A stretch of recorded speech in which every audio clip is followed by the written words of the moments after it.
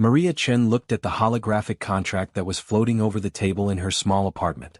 Her hands were shaking and her coffee was getting cold. At the bottom, the Galactic Council's seal shone. It was real, official, and completely insane. Derelict Shipyard X7, she said quietly as she read the coordinates for the 100th time.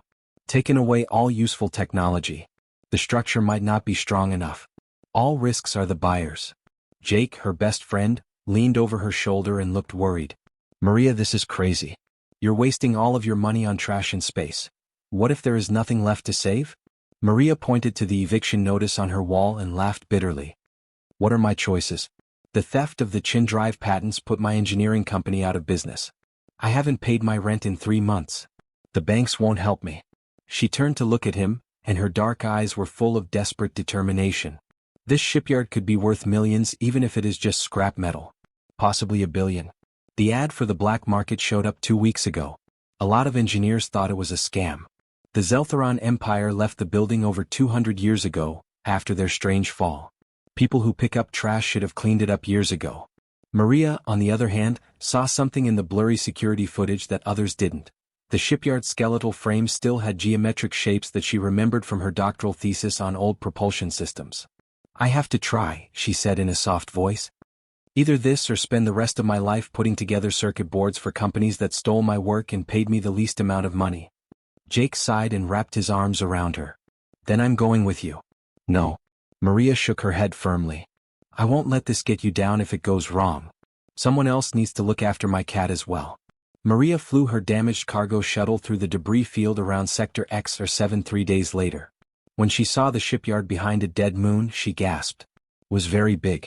The structure reached out into space like the bones of an old god made of metal. The docking arms reached out like frozen tentacles, and each one was big enough to hold a battleship.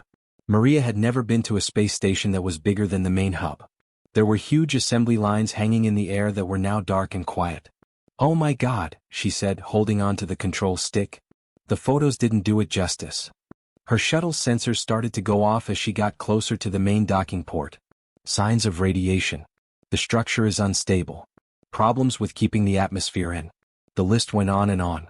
Even with all that damage, Maria's trained eye saw potential. The bones were still in good shape. They didn't have any big problems even though the main power lines were down. The assembly mechanisms, which were frozen in time, looked strangely whole. When her shuttle hit an airlock, it made a loud noise that echoed through the empty hallways. Maria put on her suit and checked her oxygen levels 3 times. Her heart raced when the airlock opened. The inside took her breath away. There were wide hallways that went in every direction and trucks could fit through them. There were strange letters on the walls that were sharp and flowing. She couldn't read them, but she thought they were beautiful.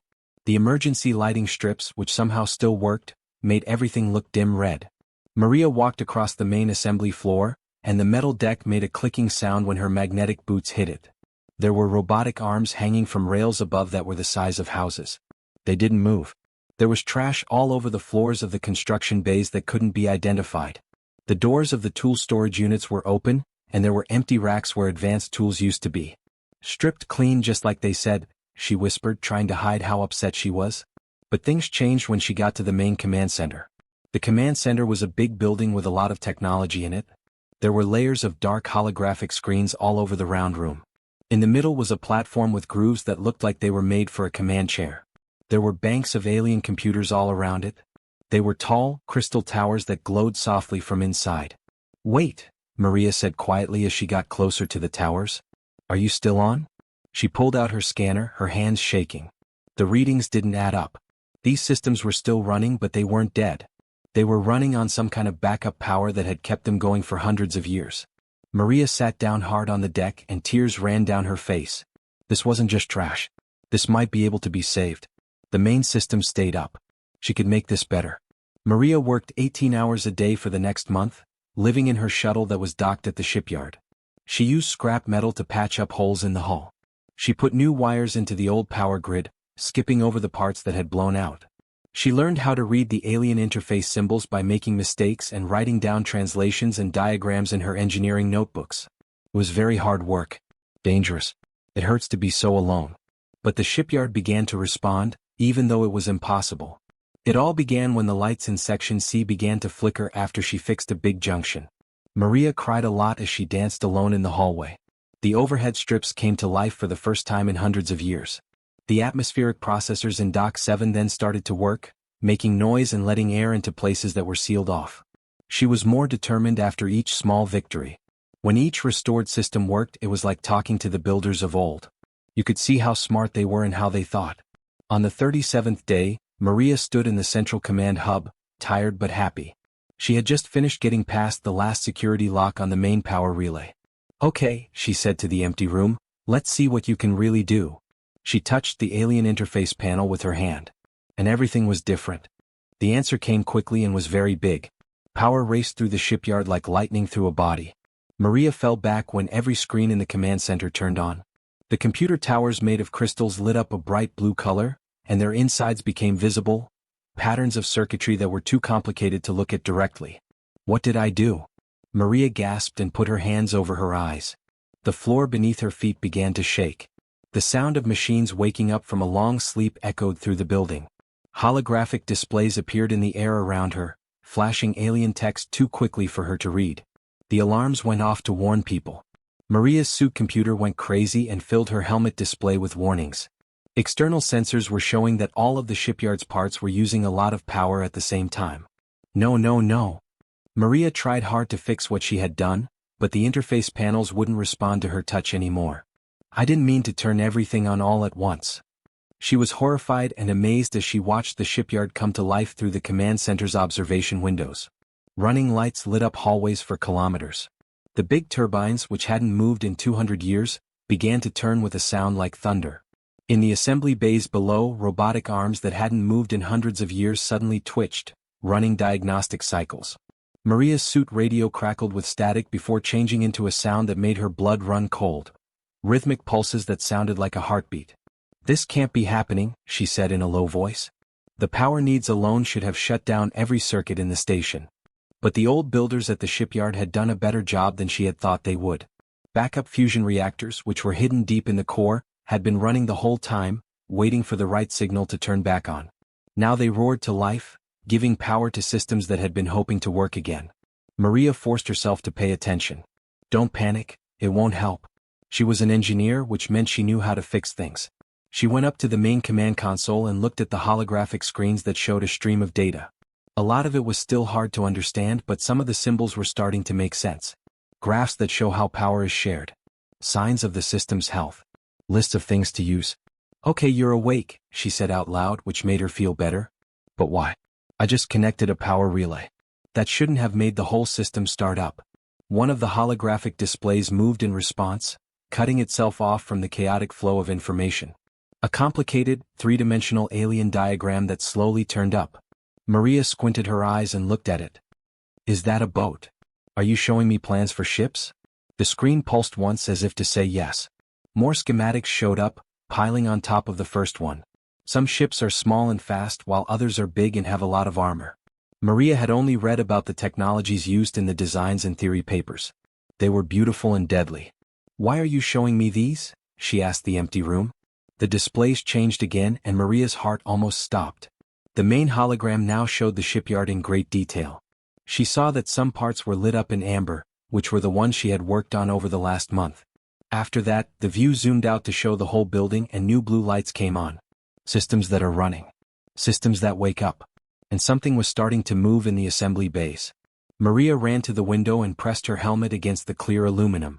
The huge robotic arms in Assembly Bay 1, 3 levels down, were no longer just twitching. They were moving with a purpose. It opened its three-fingered manipulator and stretched out one arm. Maria didn't even know there was a storage rack there, but another arm swung around and held what looked like a support beam from it. The two arms fit together perfectly, locking the beam in place on an empty construction scaffold. Maria said, "You're building something," and she couldn't believe it. "But I didn't ask you to. I don't even know how to tell you to." More arms joined the first two. The construction ballet moved faster, and beams, panels, and conduits were all put together perfectly. The scaffold began to look like a big thing, like the bones of a skeleton. Maria's suit computer could finally figure out what it was looking at. "Warning, automated construction sequence detected," flashed across the screen on her helmet. "Type, military ship, class of destroyer. It should take about 47 hours to finish." 47 hours? Maria's voice broke. That's not going to happen. People would need months to build a destroyer. But the proof was right there in front of her. The shipyard was not only awake, but it was also busy.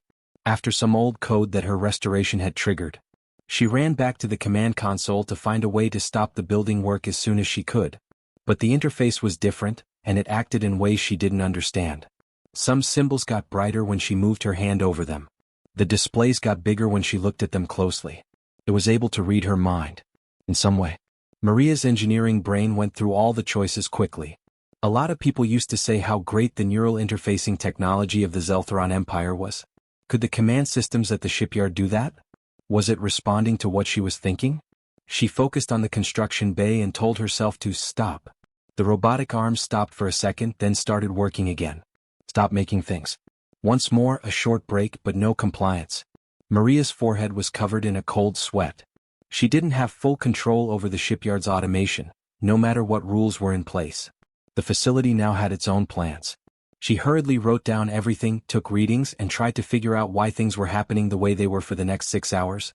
The shipyard had begun putting together parts in 4 different bays at once. A destroyer, a cruiser, a fighter squadron, and something her computer couldn't even name were all being built by each. Maria couldn't believe how the way they built things went against everything she knew about engineering. Parts came out of storage bays that she had never found before. Robotic arms put together subsystems at the same time and then smoothly added them to the growing vessels. There were no errors, no waste, and no question. It was perfect. And scary. Maria said, "I need to call someone," and she reached for the communication panel on her suit.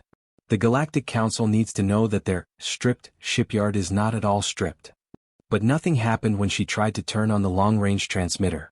The sudden surge of electricity at the shipyard had caused her shuttle systems to stop working. The communication array was broken. Maria was the only one there who worked for a company that had just decided to build warships. And she didn't know how to make it stop. Maria watched the first ship take shape as the night turned into day. She used these random chunks of time to stay sane. It was deadly beautiful, with smooth edges and armor plating. There were hard points for weapons all over the hull. The engine nacelles were bigger than her whole shuttle and shone with strange metals. On the 3rd day after the awakening, something happened. Maria was in the command center trying again to get to the shipyard's core programming, when all of the screens suddenly went black. Her heart skipped a beat. Did she finally break something that mattered? Then one by one the screens came back to life, but not in the same way. Easier. She could read the new writing instead of the confusing alien writing. English. What? Maria took a deep breath and looked at the interface that had been translated. How? There was only one message in the middle hologram, and it was written in big, clear letters. The command interface is ready to use. You have permission. Welcome, Commander. Maria's hands shook as she reached for the screen. Commander? I'm not in charge. I'm just an engineer trying to save. The message changed. Identity confirmed. Maria Chin, the main restoration authority. Command privileges, unlimited. Waiting for orders. Orders? It was hard to hear Maria because her voice was so quiet. I don't have any orders. I don't even know what you're making. New information came in on the screens, such as ship specifications, weapon capabilities, and estimated completion times. The destroyer in Bay 1 was now 73% finished. The cruiser in Bay 2 was almost halfway done. She didn't even know that fighters were being put together in squadrons and coming off of production lines. And at the bottom of each display the same name, Chin Armada, 47 ships and counting. Maria sat down in the command chair that had appeared behind her. It was made of the same smart metal as the console and fit her body perfectly. She said, "Oh God," in a low voice as she saw the fleet grow in the bays around her. What did I do? Maria didn't get any sleep that night. How could she? She stood on the observation deck and watched as the robotic arms below worked together perfectly. The destroyer in Bay 1 was almost finished. It was a smooth, deadly ship with a lot of weapons that she couldn't name. The lights on the dock reflected off its hull, giving it the appearance of being alive. Her tablet went off again with an alert. She looked down at the translated interface, which had gotten worryingly easy to read in the past 12 hours. The vessel CX-001 Guardian is 94% done. Starting up the reactor in 3 hours. Weapons systems, on the web. Waiting for the commander to look. Commander, Maria said angrily. I'm not a leader. I am a bad engineer who made the worst investment in real estate ever. The shipyard, on the other hand, didn't listen to her. It had figured out her genetic code, her neural patterns, and something simple about her presence that made it okay for it to go ahead. People thought that all the work she had done to fix things and make them better was just for this moment. The fleet gets up. Maria opened the resource management display to see how any of this could be happening. The shipyard shouldn't have enough supplies to build even one ship, let alone a lot of them. But the readouts showed something that couldn't be true: deep storage vaults she had never seen before, filled with raw materials held in stasis fields. Asteroid mining drones that had been sleeping in secret hangars had turned back on and were bringing in new ore. The building could take care of itself. Maria finally understood and whispered, "The Xytharian Empire. They didn't leave this shipyard. They put it to sleep. A plan B. A weapon of last resort. And she was now the owner of it." She saw something moving below. The first destroyer was sliding out of its construction cradle, and the maneuvering thrusters were firing in short bursts. Maria was amazed when the big ship sailed through the bay doors, which had opened on their own. In a matter of minutes, it was floating in space just outside the shipyard, going through what looked like automated system checks. Once more her tablet rang. "The CX-001 Guardian has been sent out. Weapon status, ready for full fight. Waiting for directions." Maria's hand shook when she talked about the ship's details. Plasma shooting cannons. Launchers for missiles. Point defense lasers. Shields that can protect against attacks from capital ships for a long time. This one destroyer could probably take on 3 human-made warships and win. It was the first of 47. No, she looked at the counter again. Now 53. The shipyard was working faster. Maria said firmly, "I have to shut this down," as she walked back to the command center. "This is insane. I can't be the one to start an arms race." She tried to stop the work on the building for the next 4 hours. She tried every command sequence that came to mind. She even thought about hurting the assembly systems in some way. But the shipyard was ready for anything. When she tried to get to important systems with tools, automated defenses that weren't deadly but were strong stopped her. When she tried to turn off parts, the backup systems didn't listen to her. The only thing the facility had to do now was build the fleet. Protect the commander. Maria was on her 7th try to shut down when alarms went off in the command center. Her screens lit up with red warnings. Warning: unauthorized ships are on their way. Classification: Council Patrol Squadron. Time of arrival: 18 minutes. Maria said, "Oh no." The Galactic Council finally realized that there was something going on at the derelict shipyard they had sold her. She turned on the outside sensors and felt her stomach drop. 6 Council warships, sleek corvettes made for patrol and inspection work, were racing toward her. They were sending messages on every frequency. Maria's suit radio said, "Unidentified facility, this is Council Patrol Alpha 7. We can see big energy signatures coming from where you are. You are not following the quarantine rules for Sector XR7. Shut off the power right away and get ready to be boarded." Maria grabbed her radio. "This is Maria Chin, the legal owner of Shipyard XR7. There has been a misunderstanding. The facility has restarted on its own, but Maria Chin?" The patrol commander's voice got sharper. "Records show that 3 months ago you bought a broken-down, stripped-down car. Our sensors are picking up on active weapon systems and shipbuilding. Explain right away." "I'm doing my best." Maria was firm. "The shipyard's automation started working when I was done fixing things. It's making ships, but I'm not attacking anyone." "Confirmed," another voice said, this one colder and more commanding. "At least one destroyer-class ship and several contacts under construction have been detected by sensors. Miss Chin, you are breaking Article 47 of the Galactic Arms Treaty. Turn off all systems right now or we'll use force." Maria's heart raced. "I can't stop it. The shipyard won't follow orders to shut down." There was a long pause. After that, "We don't want to hear excuses. You have 10 minutes to finish what you need to do. Alpha 7, out." The radio stopped working. Maria's mind was racing as she watched the ships get closer. The Council Patrol had weapons, but they were only going to scare one person with some broken gear. They didn't know what they were really getting close to. She looked at her command display, where the Guardian was floating in space with its weapons hot and shields up. The shipyard was already asking her where to go. Threat found. There are rules for how to respond. Waiting for the commander to tell us what to do. "No," Maria said firmly. "No way. I'm not going to fight the Galactic Council." But while she was talking, more ships were still leaving the construction base. 2 cruisers, which were bigger and had more weapons than the Guardian, moved to the sides. A group of 12 fighters took off to make a defensive wall. The shipyard was doing things to keep itself safe. Keeping her safe. As the council patrol got closer, Maria saw the timer go from 9 minutes to 8 minutes. She had to do something. But what? She couldn't go against the council. That would make her a criminal and a terrorist. But she also couldn't let them destroy the shipyard. It was her only asset, and she was starting to realize how valuable it was. This technology could change everything if it is used correctly. It could change how ships are made, keep weak colonies safe, and even change the balance of power in places where warlords prey on the weak. But only if she could control it. 7 minutes. Maria made a decision. She opened a wideband channel and said clearly, "This is Maria Chin from Council Patrol Alpha 7. I'm sending the papers that prove I own it right now. I am following all salvage laws, and this building is private property. The ships you see are only there to protect themselves. They won't fight back unless someone shoots at them. Miss Chin, you're making warships without permission." Maria interrupted, "I'm not making them. The building is automated. But they are all my responsibility. I'm willing to meet with council members to talk about how to properly manage and oversee things.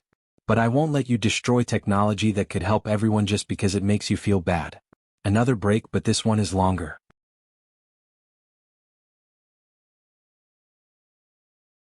The patrol commander's voice came back, colder than before. "Miss Chin, this is your last warning. Shut off the power or else." 6 minutes. Maria looked at her fleet. There were now 22 ships, and every minute more were joining the formation. The Guardians' weapons systems were locked on to the patrol ships that were coming toward them, and they were ready to shoot. This would turn into a fight if she said one word. Maria did something that the old programming at the shipyard probably never thought of. "Fleet, pay close attention," she said as she stood up, fixed her pressure suit, and spoke directly to the command interface. "I know that your job is to protect me in this place. But firing at council ships would make us criminals. It would put me in danger of peace in the galaxy." She took a deep breath. "I'm telling all ships to stay put and only defend themselves. Weapons are still online, but I won't use them unless I tell them to. Do you get that?" The screens flashed.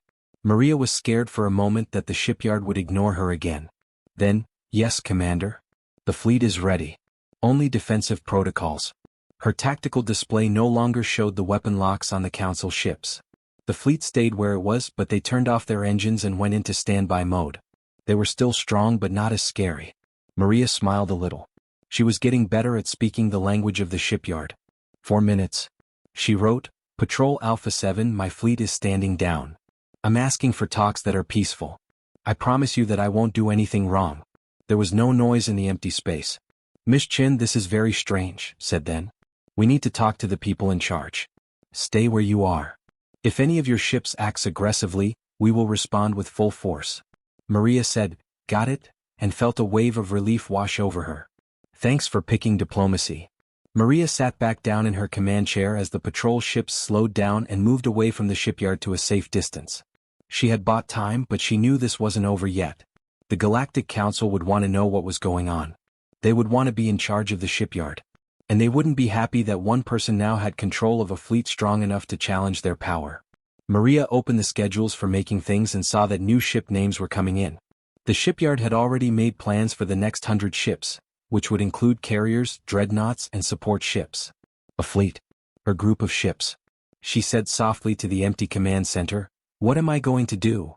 The displays pulsed once as if they were trying to be helpful. But they didn't tell her anything. She could only see the steady march of construction and the rise of military power that was now in her hands. The Chen fleet was in space, waiting for their commander's next order. And news was starting to spread across the galaxy about the impossible. A human woman who had accidentally become one of the strongest military forces in known space. The pirates attacked the colony ship Meridian Hope 3 days before it was supposed to reach its destination. The alarms went off while Captain Williams was in the mess hall drinking coffee with passengers. He ran to the bridge even though his old legs were hurting, and got there just in time to see 3 pirate corvettes closing in quickly. "Shields up," he yelled. "Send out a distress signal." "Sir, they're jamming us," his communications officer said, his voice shaking. "Can't get through." Williams held on to his chair. The Meridian Hope was a civilian ship with no weapons on board. It was carrying 800 colonists, including families, children, and old people looking for a new life. Pirates also knew that colony ships carried valuable goods and chances to get money. Get ready to be boarded, Williams said quietly, hating the words. Tell everyone to work together. Maybe we'll all make it through this. Then the person who operated his sensor gasped. Captain. New contacts are jumping into the system. Williams's heart skipped a beat when he looked at his tactical display. There were ships everywhere, not just 3 or 4 but dozens.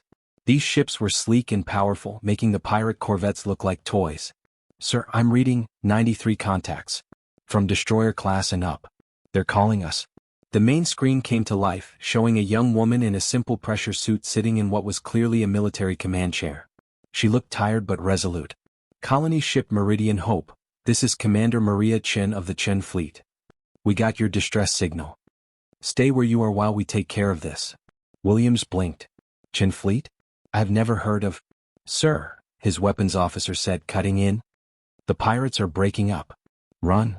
On the tactical display, the 3 pirate corvettes had turned sharply, trying to get away. But the Chen Fleet moved with deadly accuracy. 6 destroyers broke formation and sped up in perfect time to intercept. Pirate vessels, Commander Chen said in a calm but authoritative voice, turn off your weapons and engines right away. Give up and you'll be treated fairly. Run or fight and we'll take your ships out of action. One of the pirate captains was either brave or stupid enough to say, you don't have any power here. This is free space. Maria said, this is safe space. And you're going to jail for piracy, trying to kidnap someone and putting civilians in danger. Last chance to give up. The lead pirate corvette shot at the Chin destroyer that was closest to it. Williams was amazed to see that the destroyer's shields barely flickered during the attack. The Chin ship didn't even bother to fire back with its main weapons. Instead, point-defense lasers shot at the corvette's engines and weapons with deadly accuracy. The pirate ship was drifting helplessly in less than 30 seconds.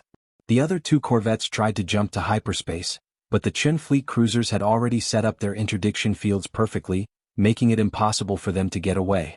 Fighters surrounded the ships that were trying to get away, firing weapons that were accurate but not deadly and methodically taking apart their propulsion systems.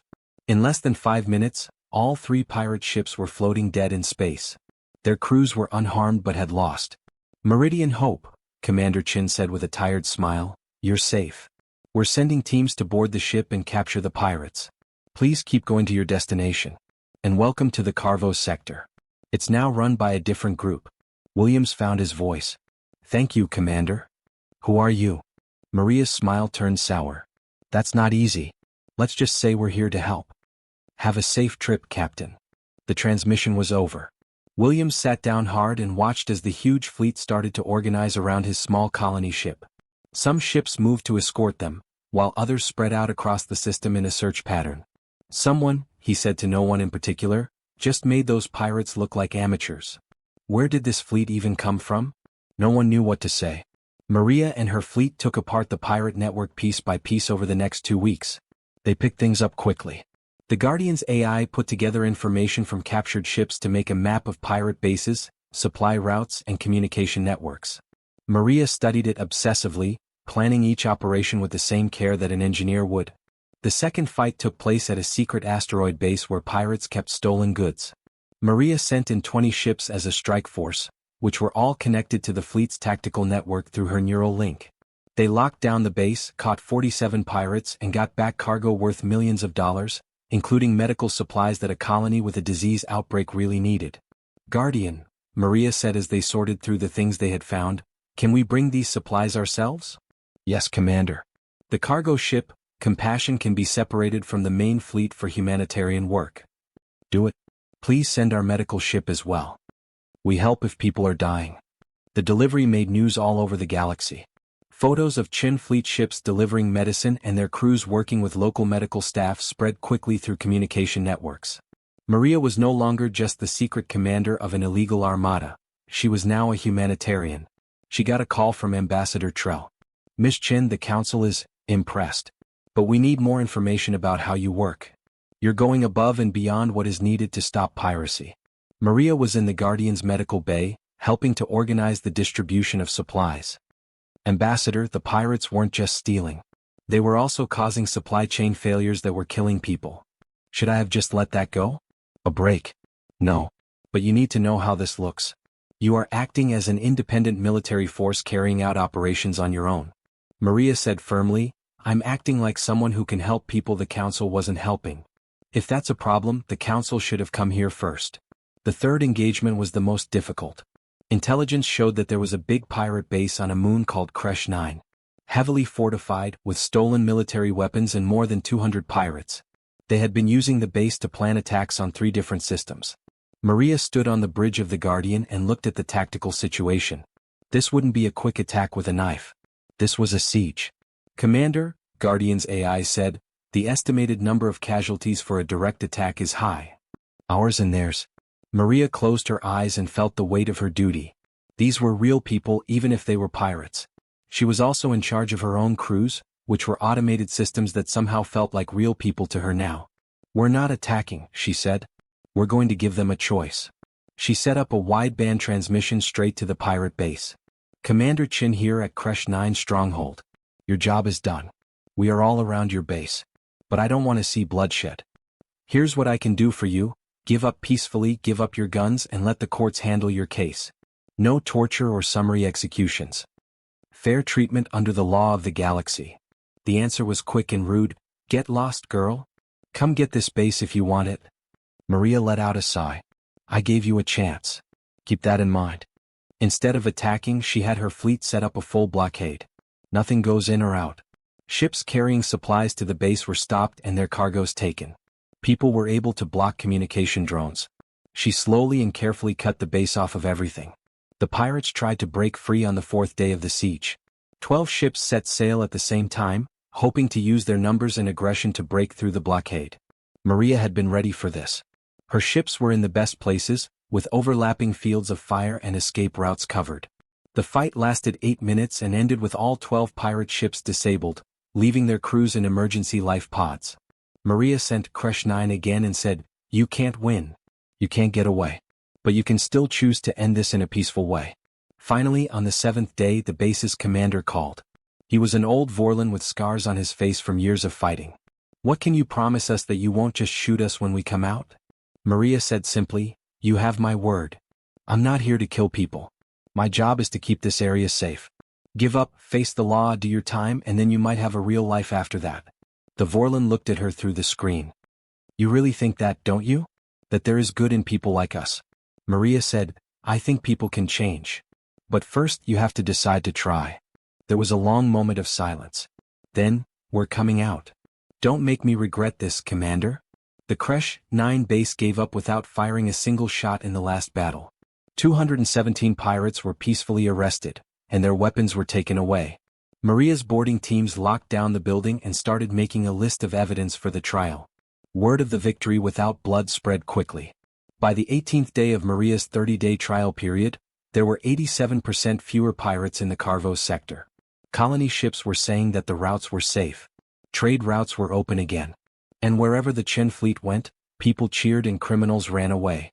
Maria was in her quarters on the Guardian going over damage reports. Thankfully they weren't too bad, when Ambassador Trell called.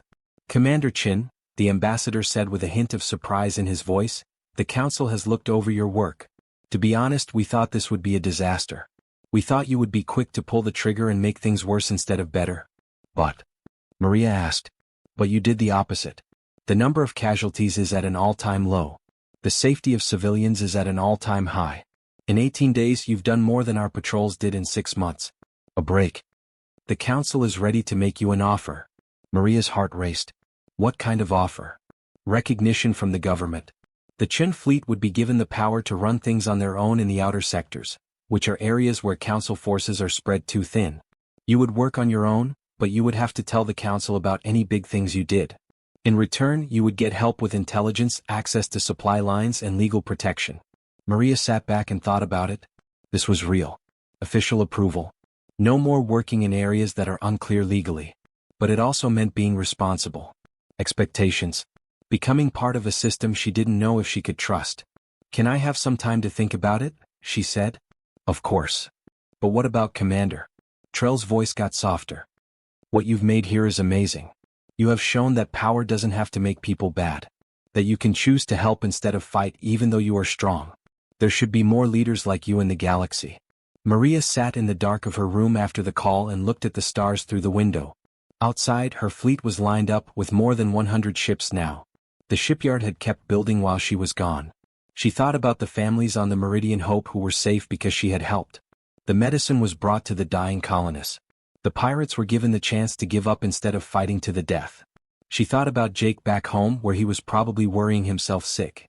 About her tiny apartment which had an eviction notice on it. About the stolen patents and the career that fell apart. It felt like that old life was so far away now. "Guardian," she said softly to the AI on her ship, "do you think I'm making the right choices?"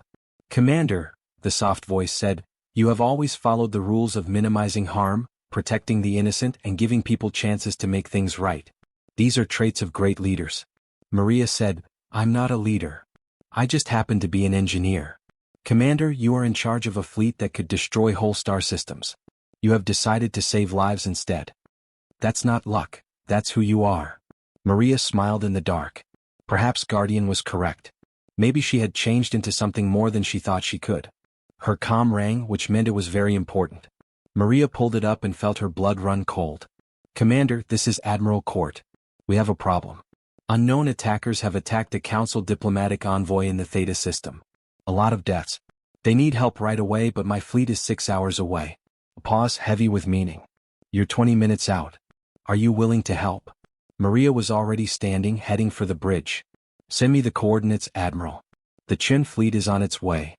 Maria felt something harden inside her as she ran through Guardian's halls, where crew stations turned on automatically when she got close. She was no longer pretending to be a commander.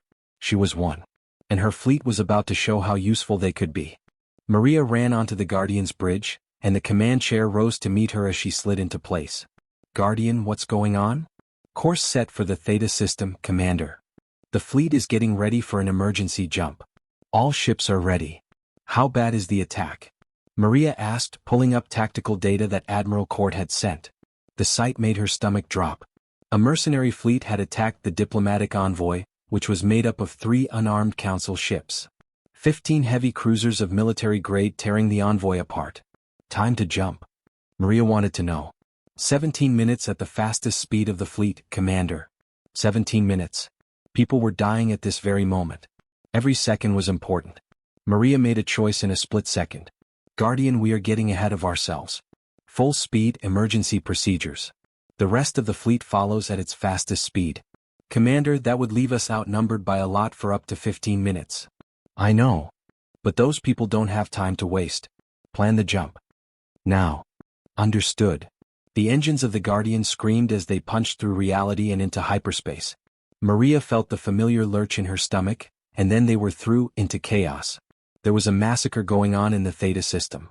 1 Council ship was already gone, and debris was flying around in a sparkling cloud. The other 2 were surrounded, and their shields failed after a long time of being attacked. Maria's sensors saw escape pods launching, which meant that the crew was leaving the ship. 15 mercenary cruisers, whose hulls were painted with the Crimson Talon Company's logo, were aiming at them. Killing for a living. "Guardian, send out a message on all frequencies," Maria said. "Crimson Talon forces, stop shooting right now. Commander Maria Chin of the Chin fleet here. Stand down or be engaged." The answer was mocking laughter on all the channels. "Chin fleet? I don't know who you are, sweetheart.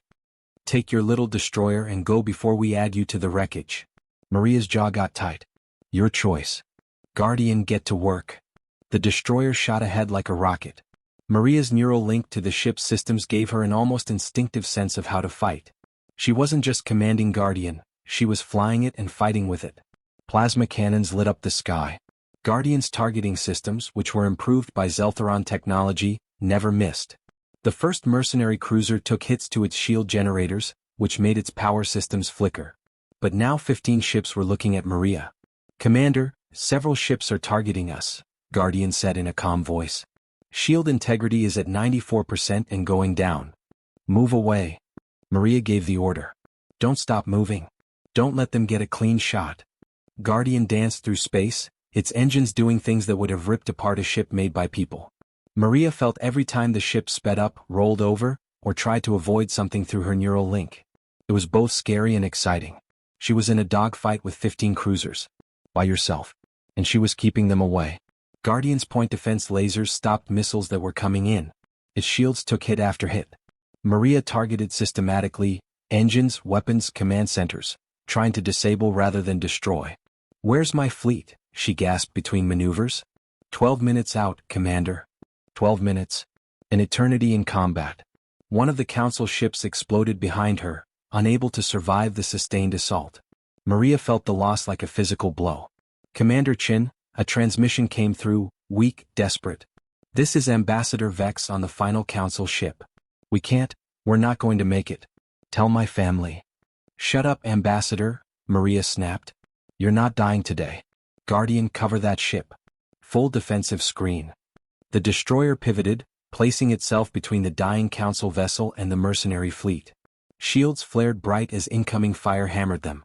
"Shield integrity at 67%, Guardian reported. "Recommend we disengage." "Not happening. We hold until the fleet arrives." One of the mercenary captains opened a channel, his voice cold and professional. "Commander Chen. You're brave, I'll give you that. But dumb. 15 ships can't fight one ship. Give up and we'll let you live." Maria didn't say anything. Instead, she fired Guardian's main plasma cannon straight at the mercenary command ship. The shot was perfectly aimed at taking out its bridge. It was clear from the message that she wasn't giving up. 8 minutes, Guardian said as the shields dropped to 51%. Maria's hands were white-knuckled on the controls. She was sweating a lot. The Guardian was getting hit hard, with reports of damage in many areas. But the ship from the Council behind them was still alive. She was putting her own life on the line to buy time. Then, as if by a miracle, her tactical display lit up with new contacts. The Qin fleet was here.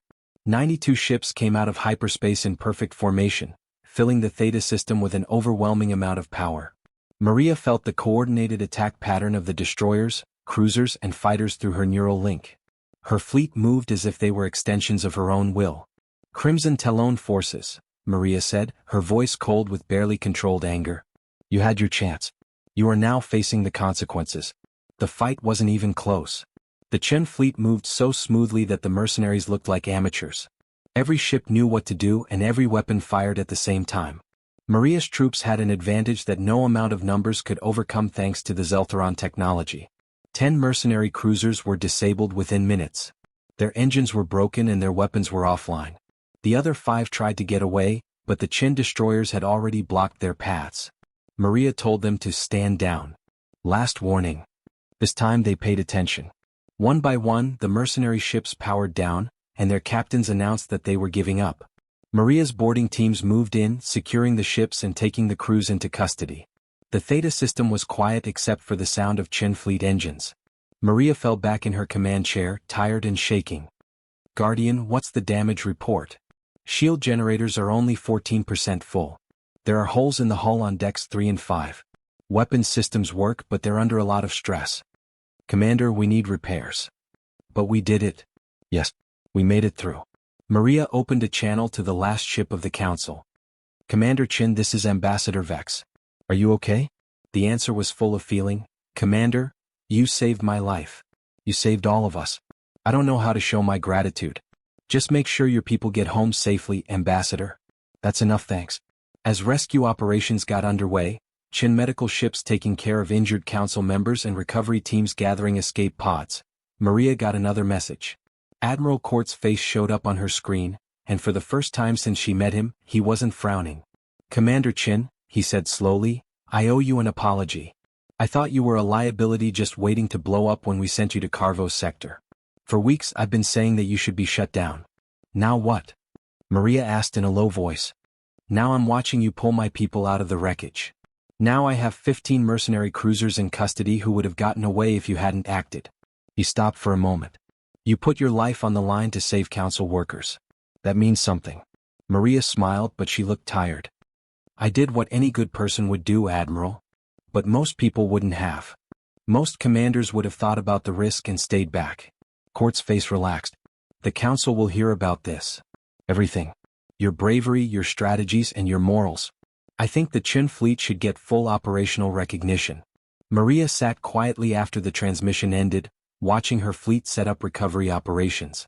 Ships made by alien machines long ago and run by a broke engineer are now saving lives and bringing criminals to justice. "Commander," Guardian's AI said softly, "there's a transmission coming in from the shipyard." Marked as a priority. Maria opened the message and her eyes got bigger. The building of the shipyard had sped up. The facility was now making ships at an unprecedented rate. Not just warships but also hospital ships, colony transports, and mobile research stations. The production queue had designs on ships that Maria had never seen before, ships that were set up for peaceful uses. The shipyard was changing. Getting smarter from what she did. It made weapons if she used the fleet for violence. But when she chose peace and safety, it changed and made tools for helping people. It's responding to me, Maria whispered.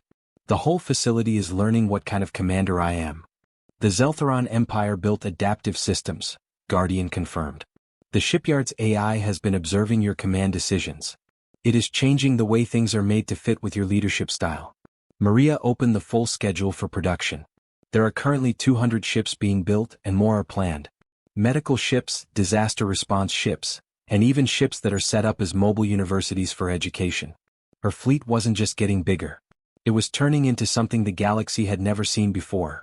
A military force focused on service and protection instead of conquest. Maria said, Guardian, as her decision became clear, open a secure channel to Ambassador Trell. I'm ready to take the Council up on its offer. But only on my terms. The link was made. Trell's face came into view. It looked tired but happy. Commander Chin.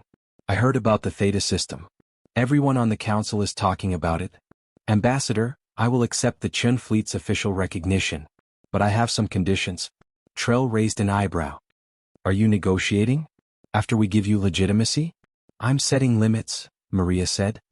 The Chin fleet runs on its own. We choose what we do. We are responsible to the Council for big operations, but I make the decisions every day. And most importantly, we never take part in wars of aggression or territorial expansion. My fleet is here to protect, not to take over. The silence went on and on. Then Trell grinned. The Council thought you might have requests. They've already talked about these exact terms. You are being offered something that has never been offered before, Commander Chin, the status of an independent auxiliary force. You'll have the Council's support, access to intelligence and supply lines. In return, you protect areas where Council forces are not enough. And what if the Council tells me to do something I think is wrong? Then you don't want to, Trell said simply. Your freedom is guaranteed. Commander, the Council doesn't want a puppet. They want to find an ally who shares their values of keeping civilians safe and keeping the galaxy stable. Maria felt lighter. Then we have a deal, Ambassador. Welcome to the galactic community, Commander Chin. The Chin fleet is now official.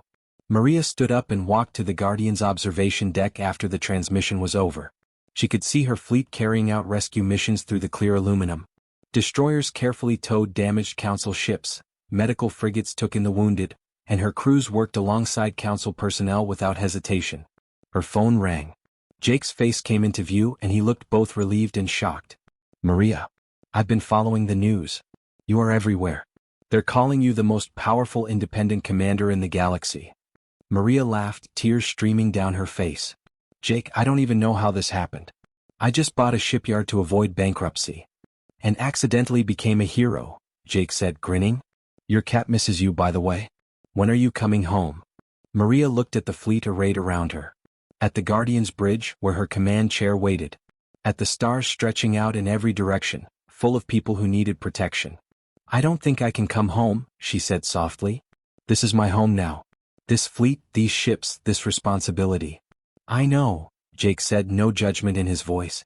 I'm proud of you, Maria. Terrified for you but proud. Take care of my cat, Maria said, smiling through her tears. And tell him his mom is out here making a difference. As the call ended, Maria returned to the bridge. Her command chair rose to meet her, and she settled into it with a sense of rightness. Guardian, she said, plot a course back to the shipyard. I need to see what our facility has created while we've been away. Course plotted, Commander. The rest of the fleet is forming up for jump. Good. And Guardian? Yes, Commander? Thank you. For having my back today. For being willing to risk everything. Commander, I exist to serve you. That is my purpose and my honor. As the Chen fleet jumped to hyperspace, Maria closed her eyes and took a deep breath. She'd come so far from the desperate engineer facing eviction. Now she commanded over 100 ships, had the Council's recognition, and had saved countless lives. But she knew this was just the beginning. The shipyard was building more ships. Her reputation was spreading. And across the galaxy, people were starting to look to the Qin fleet not with fear, but with hope. Maria Qin had become exactly what the galaxy needed, a sovereign who ruled not through conquest but through compassion. And her armada would ensure that anyone who threatened the innocent would face the consequences. The age of the Qin fleet was truly beginning. 3 months after the Theta system rescue, Maria stood in the redesigned command center of the shipyard, looking at a holographic display that showed where her fleet was currently stationed. 247 boats. Operations are going on in 17 sectors. The Qin fleet had become a galactic institution, doing humanitarian missions, patrolling against piracy and responding to disasters. Maria was tired too. "Commander," Guardian's AI said through the station speakers, "you have 17 requests for fleet deployments, 9 diplomatic messages that need to be answered, and Ambassador Trell wants to meet with you about the Outer Rim crisis." Maria rubbed her temples. "When was the last time I slept?" 31 hours, Commander." "Okay. That makes sense. That explains the headache." She opened the deployment requests and quickly looked through them. Colony worlds asking for help. Trade convoys that need protection. A medical emergency at a mining station. Every request was real and everyone was important. And she couldn't be in all places at once. Guardian, write replies to the non-emergency requests. Tell them we'll fit them into our schedule within the week. For the medical emergency, send the hospital ship Mercy and 2 destroyer escorts right away. Understood, Commander. Maria turned to look at the woman who had just walked through the door to the command center.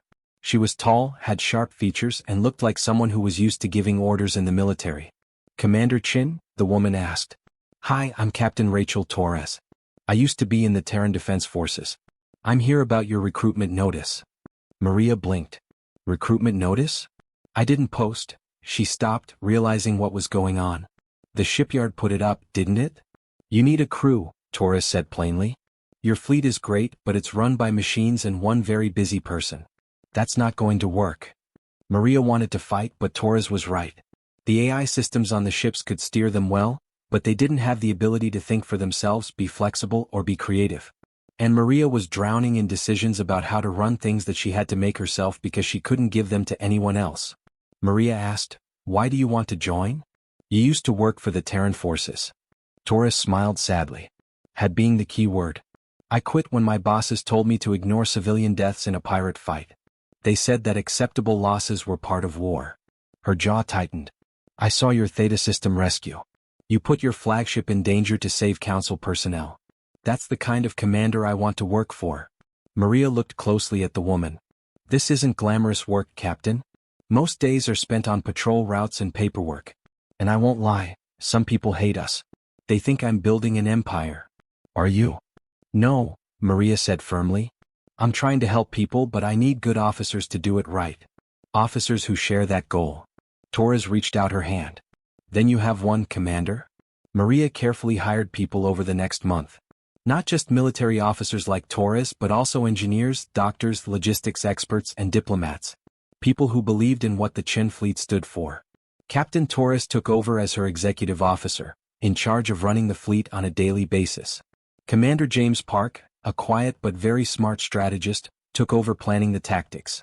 Dr. Sarah Kim, who is not related to Maria but has the same name, set up a full medical division. The Qin fleet slowly grew from a one-woman business into a real company. But as things got bigger, they also got harder. "Commander, we have a problem," Torres said during their morning meeting. "The Talos Confederation says we crossed into their territory without permission. They say 3 of our patrol ships did so." Maria opened the navigation logs. "We were responding to a distress call from a civilian freighter that was being attacked by raiders. The freighter was in neutral space when it was attacked, but the pursuit led into Talos territory." Park said, "The Confederation doesn't care. They're using this as an excuse to tell us to stop all operations near their borders. If we don't do what they say they'll call us a hostile force." Maria leaned back and thought. The Talos Confederation was a loose group of colony worlds that were very protective of their freedom. They had fought with the Council before and were wary of any large military force. Maria said, "Set up a meeting? I'll go in person for face-to-face talks." Torres looked unhappy. "Commander, that could be dangerous. If they think we're hostile." "Then talking is even more important," Maria said. "I won't let this turn into a fight over a misunderstanding. Guardian, get ready to leave. We're going to Talos Prime." The meeting was held at a neutral station on the edge of the Confederation. Maria walked into the conference room with Torres and 2 security guards on either side of her. She was facing a panel of 7 Talos representatives. The main negotiator, a strict woman named Administrator Chin, again no relation, didn't waste time with small talk. Commander Chin, the Talos Confederation sees your fleet as a threat to stability. You don't follow any recognized government, and you've built up military power that rivals that of some member nations. Now you're violating our sovereignty. Give us one reason why we shouldn't ask the Council to shut you down. Maria looked her in the eye. We're not your enemy. We saved that freighter because people were dying. Would you rather we let them die to avoid hurting your feelings? Chin, the administrator, looked up. We would have liked it better if you had asked to come in first. Maria said, there wasn't time. But you're right, we need better rules. Let's make them now. Give me your communication codes. The next time there's an emergency near your borders, we'll call you first. If you can respond faster than we can, great. If not, we'll coordinate entry. No surprises. The people from Talos looked at each other. It's clear that they were ready for a fight, not a partnership. Are you willing to let us watch over you? Administrator Chin asked with suspicion. Maria said, I'm willing to respect your sovereignty. But know this, if people are dying and you're too slow to help, I'll step in. I'll deal with the diplomatic fallout later, but I won't let innocent people suffer because of red tape. A younger representative leaned in. Commander, why should we believe you? You have control over hundreds of warships. What stops you from taking our resources for yourself? Maria was quiet for a little while. Then she took out her tablet, which showed the Chen fleet's mission statement. Torres had helped her make it official.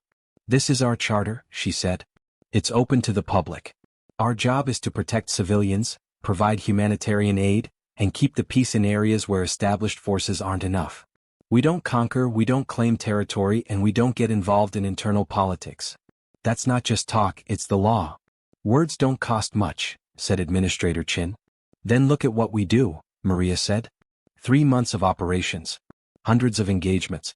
Show me one time when we claimed land or threatened a sovereign government without provocation. The people from Talos couldn't. Because it hadn't happened yet. They came to an agreement after 2 hours of talking.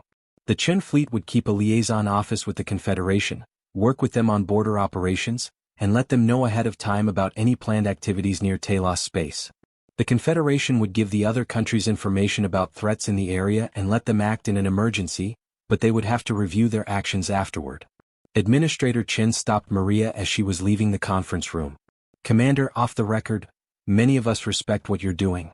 But you must understand we've been burned before. The Council promised protection and gave us interference. Corporate fleets promised security and gave us exploitation. Why should you be different? Maria looked the woman straight in the eye. I built this fleet because I don't want to ever feel that helpless again. I know what it's like to be powerless and have everything taken from you with no one willing to help. I don't want to let other people suffer that way when I can help. Administrator Chin looked at her for a long time. Then, to my surprise, she smiled. Maybe you're different. Time will tell, Commander. Time will tell. Torres told Maria about what had happened while she was gone when they got back on the Guardian.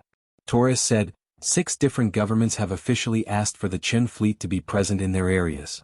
All of them are real and willing to pay for our operations. Maria raised an eyebrow. We're getting more and more popular. Torres corrected, you're becoming trusted. That's worth more. But Commander, we need to talk about resources. The shipyard is making ships faster than we can crew them. We have 47 ships sitting in dock because we don't have enough people to run them right. How many people have applied? Thousands. But we can't check them all. We need the right tools for hiring, training, and command academies. Torres opened a presentation. I've written a plan for a complete organizational structure, including fleet divisions, a chain of command, and specialized units. But I need your approval and your time. Maria looked at the plans and saw that her small business was going to become something much bigger. More formal. More lasting. This makes us look like a real army, she said in a low voice. We're a real military, Commander. We've just been pretending to be one, Torres said as he leaned forward. You've shown that the idea works. Now we need to build the infrastructure to keep it going. If we don't, you'll get tired and it will all fall apart. Maria knew Torres was right. But accepting it meant accepting that this was how things were now. Not something she had accidentally gotten into for a short time, but a long-term commitment. Okay, she finally said. Put your plan into action. Set up the training centers. Build the structure we need. She stopped. But Torres, make me a promise. Sir? Promise me that we'll never forget why we're doing this, no matter how big we get or how professional and organized we become. We're not building power for its own sake, we're here to help people. Torres smiled. That's why I'm here, Commander. That's why we're all here.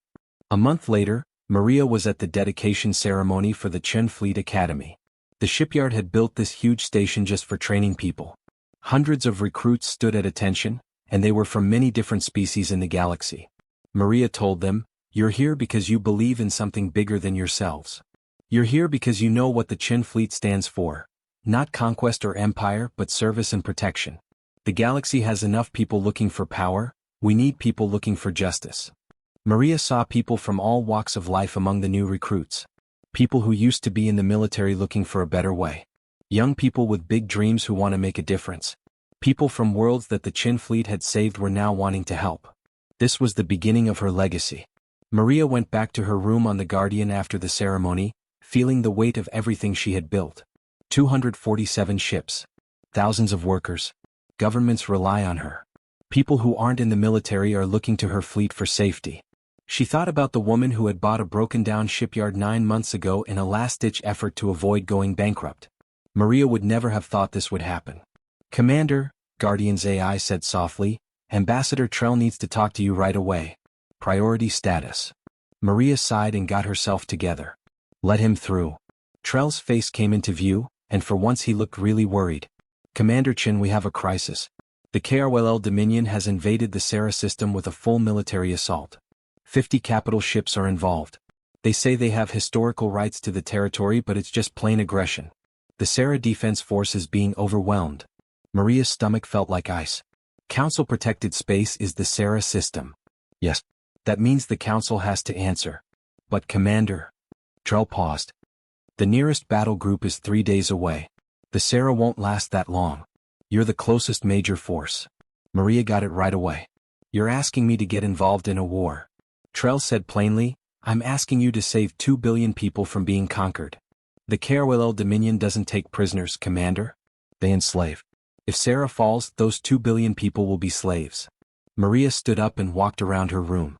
This was not the same as pirates or mercenaries. This was a real government with a military that was bigger than her fleet. This was a fight. "What's my permission?" she asked. "Full council support. If you work with the KRL, you'll be part of a council auxiliary force. We'll do everything we can to help, but Commander, you'd be going in alone at first." Maria got tactical information about the Sarah system. The KRL had brought a lot of troops, thinking they would win easily. But they didn't think about the Chen fleet. Maria asked, "How long until they get to Sarah Prime?" 18 hours. Maria chose what to do. "Get the fleet ready for battle. We're going to Sarah." Torres walked up next to her as she walked toward the Guardian's bridge. "Commander, we've been getting ready for this." "The fleet is ready." Maria asked, "Are we ready?" "Really? We've fought pirates and mercenaries. This is the military of a sovereign nation." Torres smiled sadly. "Now it's time to show them what the Chen fleet can really do." Maria sat down in her command chair on the bridge and felt the neural link turn on. 247 ships turned on at the same time around the shipyard. "All vessels," Maria said over the fleet. "This is the commander. Today we face our greatest challenge. The KRLL Dominion is invading a peaceful system, threatening billions of innocent lives. We're going to stop them. Not for glory, not for territory, but because it's right. Because we're the Chen fleet and protecting the innocent is what we do. All ships form up for combat jump. We're going to war." The Chen fleet came out of hyperspace at the edge of the Sarah system, and every sensor lit up for light years. There were 247 ships that appeared at once, including destroyers, cruisers, carriers, and the huge new dreadnought that the shipyard had just finished. They were perfectly lined up, forming a wall of military strength between the KRLL invasion force and their target. Maria's displays on the Guardian's bridge were full of tactical information. Intelligence had predicted that the KRLL fleet would be exactly where it was. 50 capital ships moving toward Sarah Prime in a hammer formation meant to break through defenses with sheer firepower. "Commander," Torres said from her station, "the Sarah Defense Force is only 30% effective in combat. They can't last much longer." "And what about the KRLL?" Maria asked. "They found us. Slowing down their progress." Park brought up better scans. Their command ship is sending out a message for us. Maria nodded. Put it through. The main screen flickered and showed a KRWL admiral, a huge reptilian figure with armor that was scarred and cold, calculating eyes. The alien's voice was a deep rumble as it said, I am Admiral Voss of the KRL Dominion. You are the Qin fleet that we've heard rumors about. Great performance. But you're getting involved in a land dispute that doesn't have anything to do with you. Get out or be destroyed with the Sarah. Maria stood up so the KRWL admiral could see her clearly. Admiral Voss, I'm Commander Maria Qin. The Council protects the Sarah system, so this isn't a fight over land, it's an act of war. You have one chance, pull your troops back right away or else. Voss's face didn't change. You're outnumbered, human. 50 ships to your, 200? More isn't always better. My ships are battlecruisers made for war like those used by the military. Your ships are just a new fleet with stolen tech. Last chance, leave or die with the Sarah. Maria felt the neural link pulse as her fleet waited for orders. She could tell that each ship was ready with their weapons hot and their crews ready. She also felt something else through the link. Confidence. People believed in her. Admiral Voss, Maria said in a calm voice, you are right about one thing. More doesn't always mean better. But you are wrong about which fleet has the better quality. Last chance, leave quietly. Voss smiled, showing off his sharp teeth. Young Commander, you're about to find out why the KRL Dominion has taken over 17 systems. All ships attack the Qin fleet. Show them what real warriors look like. The KRL fleet moved forward quickly, with 50 capital ships speeding up in attack formation. All ships, Maria ordered, her voice carrying across the fleet channel, follow defensive protocols. Keep the Sarah safe. Show them what the Qin fleet can do. A lot of violence happened at the start of the battle. The KRL started by firing a lot of missiles at once, with thousands of warheads flying through space toward Maria's fleet. But the Qin ships moved with an unnatural level of accuracy, and their point defense systems created a web of laser fire that stopped 90% of the missiles. The rest broke against shields that barely moved. Fire back, Maria told them. Targeting solutions on their big ships. Don't destroy, disable. Let them have a chance to give up.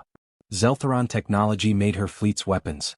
They included plasma cannons that could punch through shields with surgical precision, missiles with AI guidance systems that changed to avoid countermeasures, and electromagnetic pulse weapons that could shut down whole ships without killing their crews. The first KRL battlecruiser took 3 plasma shots to its shield generators, and the huge ship went dark as its power systems failed. It drifted away, no longer a danger. Park said, one down. Targeting next ship. The KRL tried to change. They broke up into smaller groups and tried to use their better individual firepower to take out Maria's ships one at a time. 3 battlecruisers shot at one Qin destroyer. Maria could feel the attack through her neural link. She could feel the destroyer's shield straining and the crew's determination. Sentinel moved to avoid. Cover fire from Guardian and Vanguard. Now. The destroyer rolled away from the attack, its shields barely holding on. The Guardian and another cruiser opened fire at the same time, and their combined attack made the KRL ships break off. Torres said, they're trying to cut off our ships. Old-fashioned hammer and anvil tactics. Then we change, Maria said. She pulled up the fleet display and saw the battle as a chessboard in 3 dimensions. All ships follow the Delta 7 pattern. Defensive clusters with fire zones that overlap. Her fleet smoothly changed into a new formation, with groups of 3 to 5 ships working together perfectly to cover each other's weaknesses. When KRL ships tried to focus on one target, they were hit by fire from several ships at once. Admiral Voss did everything he could. His ships were stronger on their own because they had thicker armor and bigger guns. But Maria's fleet moved like a living thing, always ready for danger, hiding its weaknesses, and changing its strategy to counter every move the KRL made. The Xytharian technology was what made the difference. Qin fleet weapons didn't just hit harder, they also hit smarter, finding weak spots in shields and armor and disabling ships with few casualties. 15 KRL battlecruisers were drifting disabled within an hour. 5 more were badly hurt and were pulling back. The Qin fleet had not lost any ships, but some had been damaged. Commander, Park said in a quiet voice, we're winning? Maria watched the tactical display and saw that the KRL fleet was starting to fail. But she didn't feel happy, she just wanted to end this with as few deaths as possible. Admiral Voss, she said, you've lost 1/3 of your fleet. Your attack has failed. Leave now and we can end this without any more bloodshed. The answer was angry, Never. The KRL don't back down. All ships go full speed ahead. We'll take you with us if we can't take Sarah. Maria's blood ran cold. The other KRL ships were speeding straight toward her fleet, which was a suicide mission. If they crashed into each other at full speed, the explosions would destroy both fleets and probably the orbital stations around Sarah Prime. They're crazy, Torres said. Maria said, no, and then she understood. They're in a lot of trouble. They can't afford to look weak. The Dominion rules by making people afraid. If word gets out that they lost, other conquered systems might rise up against them. She had only a few seconds to decide. She could destroy the KRYL ships with her fleet before they got close enough to hit them, but that would mean thousands of deaths. All ships, get ready for an emergency. Maria gave orders. Clear the approach paths. Let them go. Sir? Park looked shocked. Believe me. Maria used her neural link to pull up the Guardian's helm controls. Sarah Defense Force, I'm sending you navigation coordinates. Get your ships back right away. The Chen fleet broke up like scared birds, and ships rolled away from the KRWL suicide charge just in time. The KRWL battlecruisers roared through the space where Maria's fleet had been, but all they found was empty space. And Maria had put them in the exact spots she wanted. Now, she yelled. Full spread of the electromagnetic pulse. Shut them down. Not deadly weapons, but EMP projectors that sent out huge electromagnetic pulses were fired by every Qin fleet ship at the same time. The KRYL ships were overloaded and running hot because they were speeding up, so they had no defense. Their systems were too much for them, so their reactors went into emergency shutdown and their weapons stopped working. 35 KRYL battlecruisers were floating in space, completely broken but still intact. Their crews were alive, their ships could be saved, but they had lost. The fight was over. Maria fell back in her command chair, shaking with excitement. Casualties. Minimal on our side, Torres said, his voice full of disbelief. Some injuries from damaged ships, but no deaths. The KRYL are now looking at their ships. Normal life signs. You took out their whole fleet without killing anyone. Admiral Voss's face came back on the main screen. He looked shocked and all of his earlier confidence was gone. How? He asked. How did you beat my whole fleet without destroying a single ship? Maria looked him straight in the eye. Admiral, the goal wasn't to destroy. The goal was to keep Sarah safe. Your ships are broken, but they can be fixed. Your crews are still alive. You can go back to the Dominion and tell them everything that happened here. Voss said quietly, they'll kill me for failing. Or you could tell them the truth. Using force to take over is no longer acceptable. That the galaxy has changed. Maria bent over. Admiral, I don't want to be against you. But I will stop violence wherever I see it. Say that to your leaders. The channel is closed. Commander, a new voice came through. It was Captain Williams from the Meridian Hope, the first colony ship Maria had ever saved. This is the Sarah Defense Force. We owe you our lives, our world, everything. Maria smiled, but it was a tired smile. Just doing what we're told, Captain. How are your people doing? Celebrating. People are calling you the savior of Sarah. People are throwing parties all over the world. As rescue operations got underway, Qin medical ships taking care of damaged KRL ships and boarding teams making sure the disabled fleet was safe, Maria got a message from Ambassador Trell. The diplomat's face showed that he was very surprised. Commander Qin, the Council has been keeping an eye on the fight. What you just did is something that has never been done before. You beat a big army without anyone on either side dying. Everyone on the Council is talking about you. Maria said, I just did what needed to be done. No, you did something amazing. Most commanders would have wiped out the KRYL fleet. You chose to be kind. You chose to save lives over an easy win. Trell stopped. The Council wants to officially recognize the Qin fleet as a full auxiliary force, which means it will have the same status as the militaries of member nations. You would have access to Council resources, intelligence networks, and diplomatic support. You would be a real force in the galaxy. Maria was quiet as she thought. And what about the duties? Help with big threats, work with Council forces, and keep up your charter of protection and humanitarian work. But you would still work on your own. Still pick your own missions. Maria said, I need to think about it. Of course. But Commander, you should know that the galaxy sees you differently now. You're not just a thief with stolen ships anymore. You are a powerful military force that just brought down one of the most aggressive empires in known space. That means you're either a strong friend or a scary enemy. Maria walked through the Guardian's hallways after the call was over. Crew members who were there stood up and saluted. She walked to the observation deck and looked out at her fleet. 247 ships, all of which have been tested in battle. Thousands of people who believed in the mission. And billions of people across the galaxy now knew the name of the Qin fleet. There Taurus found her. Commander, the Sarah government wants to name the main square in their capital city after you. And we have 17 new requests from governments that just saw the battle for Qin fleet to be there. Maria said softly, "We're getting famous." Taurus said, "We're becoming legendary." Defeating an invasion force without killing anyone today is the kind of story that gets told for generations. You've changed the rules of war. Maria thought about the KRYL crews who were still alive on their broken ships.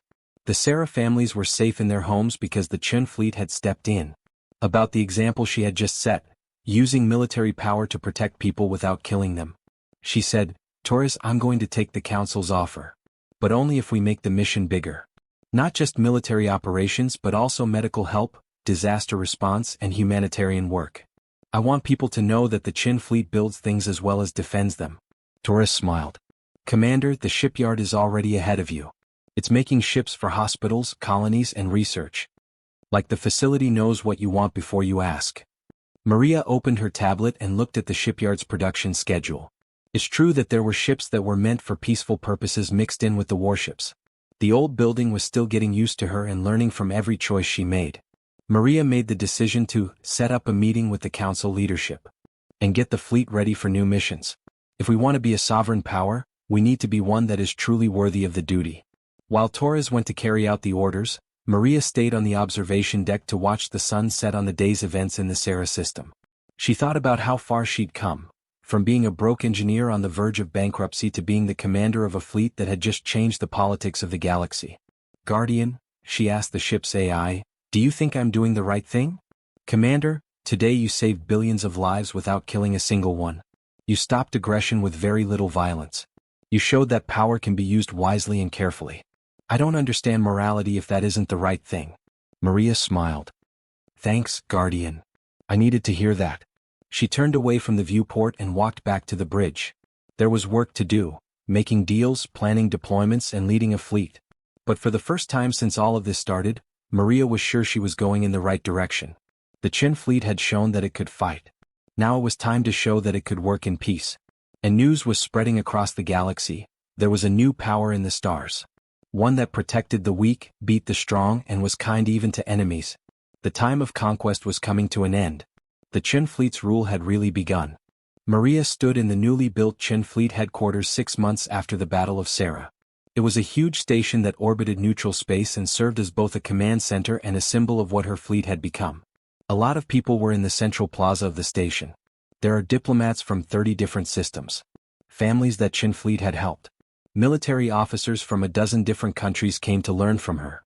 And there were so many reporters, all of whom wanted to get the moment on tape. Today was the official signing of the treaty, which made the Qin fleet an independent sovereign entity with full diplomatic status. Ambassador Trell stood at the front of the room and spoke to the people who were there. 6 months ago the Galactic Council talked about whether the Qin fleet was a threat or a chance. We have our answer now. The Qin fleet has done 217 operations in the last 6 months. Missions to stop piracy. Help after a disaster. Help with medical issues. Escorts for diplomats. And most impressively, the peaceful end of 3 different fights through intervention and negotiation instead of violence. Maria stood to the side, not liking the attention but knowing the ceremony had to happen. Legitimacy was important. Recognition was important. Not for her own sake but for what it let her fleet do. Trell went on, "The Qin fleet has shown that something many of us thought was impossible is possible. That military power can be used wisely. You can be strong and kind at the same time." He pointed to Maria and said, "That one person given the tools of war, can choose to build peace instead." Maria was surrounded by people who wished her well after the speeches and the signing of the treaties. The Sarah ambassador thanked her again for saving his world. The Talos Confederation representative suggested a formal alliance. Even Admiral Court, who had once said he would destroy her fleet, shook her hand with respect. But the most important moment came when an old woman walked up to him with tears streaming down her face. "Commander Qin," the woman said in a shaky voice, "I'm from the Meridian Hope, the colony ship you saved on your first mission. My granddaughter was on board. Because of you she's still alive. She just finished her studies at your school. She wants to join your fleet so that she can give other people the same chance at life that you gave her. Maria's throat felt tight. What is her name? Emily. Williams Emily. She's right there. The woman pointed to a young officer in a clean-chin fleet uniform who was standing at attention with the other graduates. Maria walked up to Emily, who gave her a sharp salute. Maria said softly, "At ease? Your grandma told me you were on the Meridian Hope." "Yes, Commander. I was 6. I remember the pirates and how scared I was. And then your ship showed up." Emily's eyes were full of feeling. "You saved us. That day I decided I wanted to be like you, someone who protects others." "Emily," Maria said in a serious tone, "working on this fleet is hard work. Long hours, risky situations, and not much praise. Are you sure this is what you want?" The young woman's smile lit up the room. "Commander, being part of something bigger than myself and protecting others the way you protected me is all the glory I need." Maria pulled out her tablet to check her homework. "Go to the Sentinel. Captain Torres says you did the best in your class on combat simulations, so they need a junior tactical officer." This time, Emily's salute was full of happiness. "Yes, Commander." "Thanks, Commander." Torres showed up at Maria's side as the young officer hurried away. "That's the 73rd person to graduate from the academy this month. If we keep going at this pace, we'll have enough trained people to fully crew the whole fleet in a year." "How many ships are there now?" Maria wanted to know. 347 are up and running, and another 100 are being built at different stages. Torres brought up a holographic display that showed where the fleet was going. "We have a permanent presence in 12 sectors and patrols that change every 24 hours and 20 more. The time it takes to respond to distress calls has gone down by 65%. Maria looked at the map and saw that her fleet was spread out across known space like a protective net. "And what about the humanitarian work?" "Growing quickly. More than 2 million patients have been cared for by our hospital ships. 17 new settlements have been built with the help of colony support ships. 43 rescue missions have been carried out by our disaster response teams." Torres smiled. "Commander, we're not just a military force anymore. We are a full-service security and humanitarian group." Someone else spoke up. "And some of us are very curious about how you did all of this." Maria turned to see a group of military officers from different countries. They were all wearing different uniforms, but they all looked curious. One of them, a Terran admiral, said, "Commander Chin, we've been studying your tactics. We've never seen anything like how well you coordinate your fleet. Ships moving in perfect harmony, reacting to threats before they get out of hand. Do you really use some kind of neural command interface?" Maria nodded. "The Xytharian technology lets me connect directly to the fleet's tactical systems. I don't just tell the ships what to do, I feel them and sense them. It's like they're parts of my own mind." "And that's the only way it works?" asked another officer. "Only you can lead the fleet?" "No," Maria said firmly. "The technology can be learned. My higher-ups are getting used to it. Captain Torres now has basic fleet linkage. Through a neural interface, Commander Park can plan tactical operations. It's not just me, it takes training." "Why share it?" the Terran admiral asked directly. "This technology gives you a huge edge. Most people would keep it a secret." Maria looked him in the eye.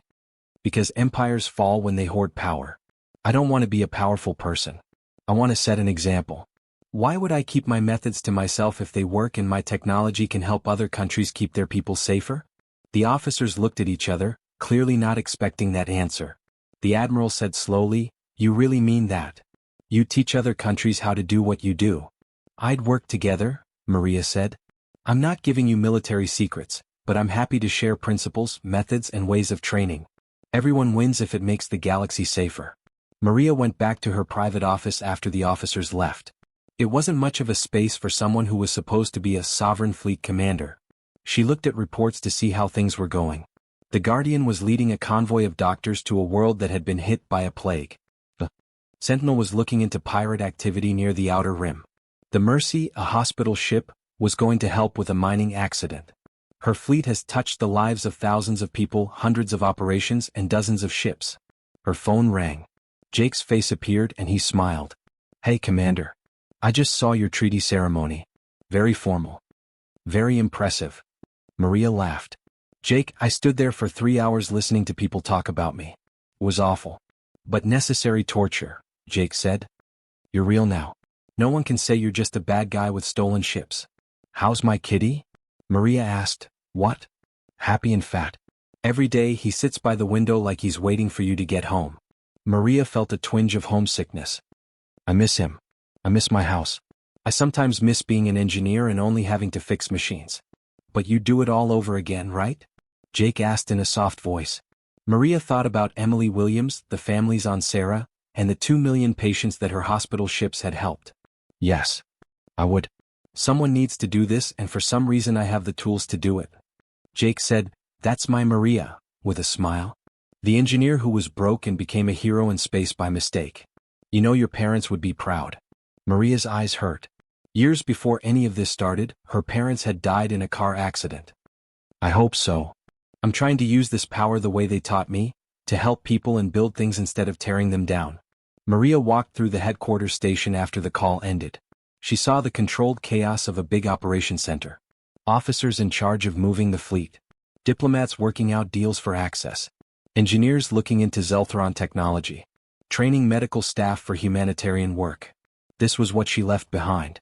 Not just a fleet of ships, but a group of people who want to make the galaxy safer, kinder, and better. She walked to the observation deck of the station, where she saw something she was used to seeing.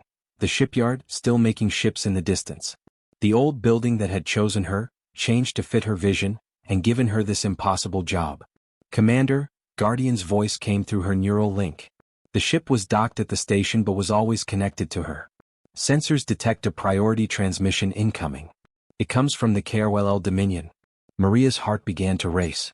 She hadn't heard from the KRLL since the Battle of Sarah, but intelligence said they were rebuilding their fleet. Go ahead and do it. The screen showed Admiral Voss, but he looked different. Older, more worn, but also somehow more at peace. Commander Chin, Voss said in a formal voice, I am no longer an admiral. After we lost, I lost my rank and was sent away. But I've been thinking about what you said for the past few months, that the galaxy has changed and that conquering through force is no longer the way to go. What are you trying to say, Voss? Maria asked with care. Others in the Dominion are thinking the same thing, and I'm telling you this. Young officers who saw your kindness. Soldiers who lived because you didn't kill them. The KRYL will change, but it will take time. He stopped for a moment. And that's because you showed us a different way. Maria felt something deep settle in her chest. Voss, what are you going to do now? I'm helping to start a resistance movement called KRL. We want to change our society from a conquest empire to a real government. It's a risky job. If we succeed, a lot of people will die first. His eyes hardened with resolve. But I wanted you to know that what you did had effects that went beyond just one battle. You planted the seeds of change.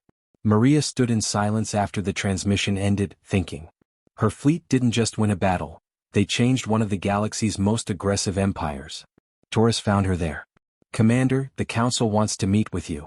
It looks like 3 more systems want official agreements to protect the Chen fleet. Maria said, Our power is growing. Taurus said, Our duty is getting bigger. But Commander, I've been thinking about what all of this means. You were a poor engineer a year ago. You are now in charge of the galaxy's most respected independent military force. Where does it end? Maria turned to look at her boss. It doesn't end, Taurus. That's the point. We made something that needs to keep going, not because of me but because of what it stands for. One person can't be in charge of the Chen fleet. We need to be an organization with values and rules that last longer than any one commander. You're already thinking about succession? Taurus looked shocked. Maria said, I'm thinking about legacy.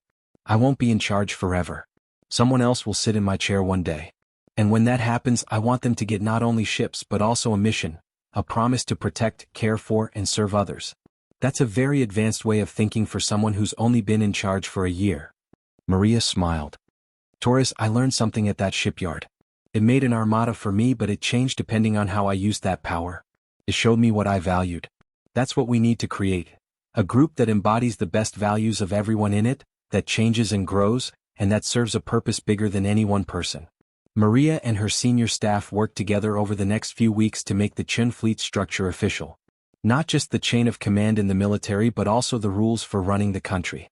A charter that kept civilians safe and banned aggressive warfare.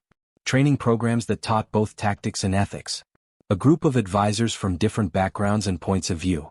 She was making something that would last. The shipyard seemed to get it, making not only military ships but also mobile universities, research stations, and cultural exchange ships. The old building was turning Maria's fleet into a full-fledged galactic presence that could protect, yes, but also teach, heal, connect, and lift people up. Maria stood in the command center with her senior officers on the anniversary of the day she first turned on the shipyard. She looked at a screen that showed what the fleet was doing. 412 ships. 47 sectors are in charge of operations. Millions of lives saved or made better. 30 systems are in alliances with each other, teaching other militaries how to do things. Humanitarian missions all over the galaxy.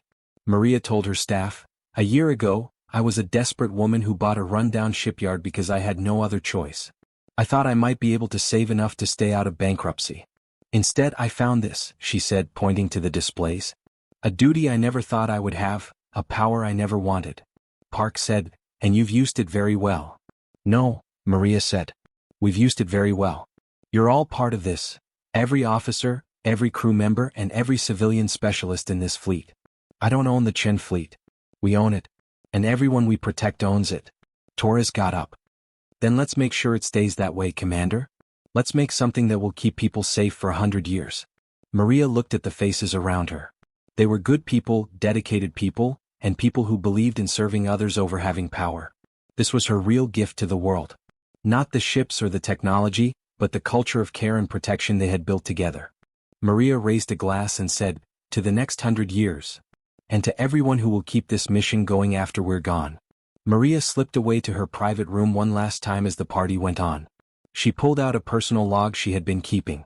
She wrote, "To whoever reads this someday, I got this job by accident. I was poor, desperate, and lucky. The shipyard picked me, but I still don't know why. But I also made a choice, to use the power I was given not to conquer or control, but to protect and serve. If you're reading this, you might have to make similar choices. You may have gotten power you didn't want or responsibility you didn't want. It's easy for me to say, remember why you're doing this. Not for glory, not for recognition, but because people need help and you can give it to them. The Chen Fleet's job is to protect innocent people, help those who can't help themselves, and keep civilians safe from people who want to hurt them. Keep that in mind. We've lost our way the moment we start to want power for its own sake. Be smart about how you use your strength. When you have to, fight, but always choose peace. Be kind to even your enemies. Make more than you break. And don't forget that being sovereign doesn't mean being in charge of people. It means being responsible for their safety, health, and future. I hope the Chen Fleet is still out there, still protecting people, and still choosing compassion over conquest. If that's the case, then maybe I did something good with this gift that seemed impossible." Commander Maria Chen, signing off. She shut the log and went back to the party, where she joined her people in toasting their successes and making plans for the future. The shipyard kept working on the ships that would make up the fleet, which had gone from being one woman's last-ditch effort to a beacon of hope across the galaxy. The Chen fleet would last. And the ships with Maria's name on them would go to places where people needed protection, where innocent people were in danger, and where kindness could win over cruelty.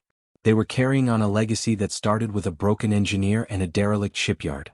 A legacy of freedom that came not from war, but from the simple choice to help those who couldn't help themselves.